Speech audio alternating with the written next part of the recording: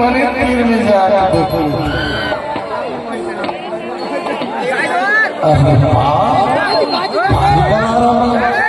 जोरले जोरले कैसे मारे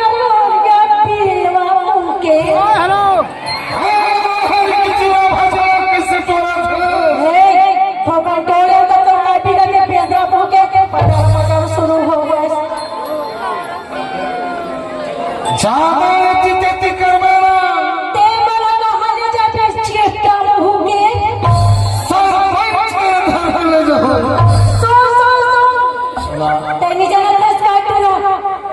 मैं गांव के सरपंच मैं प्रकृति शिक्षा के पट्टा लाग चुके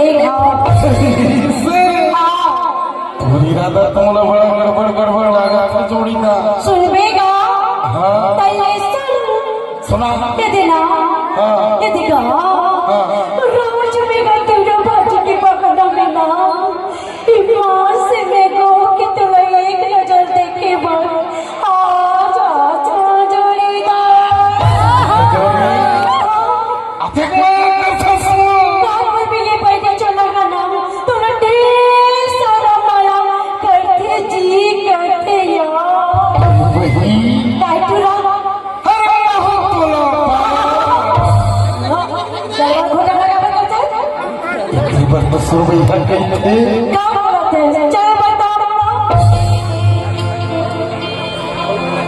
भाजी थोड़े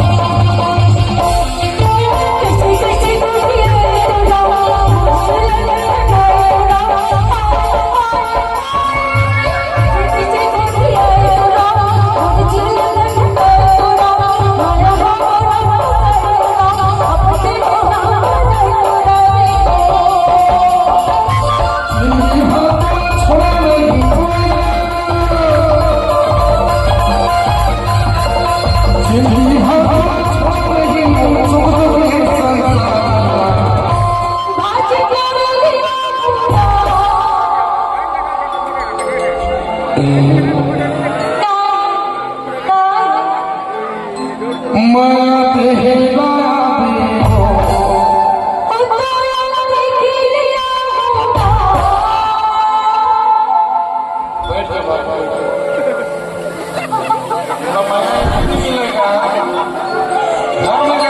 भौजी दी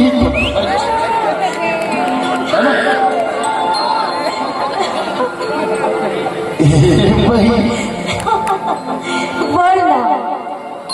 कैसे माँ तेरा तोड़ने के लिए होगा या समझे तो नहीं कम से कम तो मोरो तो खला देखे तुम्हें गाल से नहीं का हुआ अपन प्रेमी बुढ़ा में बैठे ना तो कहूँ कि एक नजर से आगे देख लेंगे ना मन भाग जाती सच्ची मन भाग जाती अब मैं तो नहीं देखो काम पगनी तो लगे कैसे लगा था थे तोरा हर मन पैसा बन हो जाते अपनी बापरी और कैसे और तू काची से मोला पैसा बना बता दो भोला एक गजरी तोरे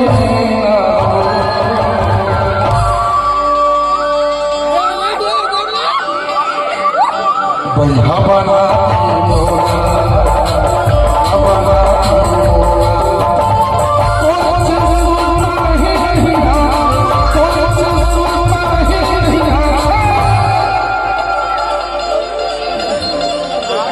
कैसे बताओ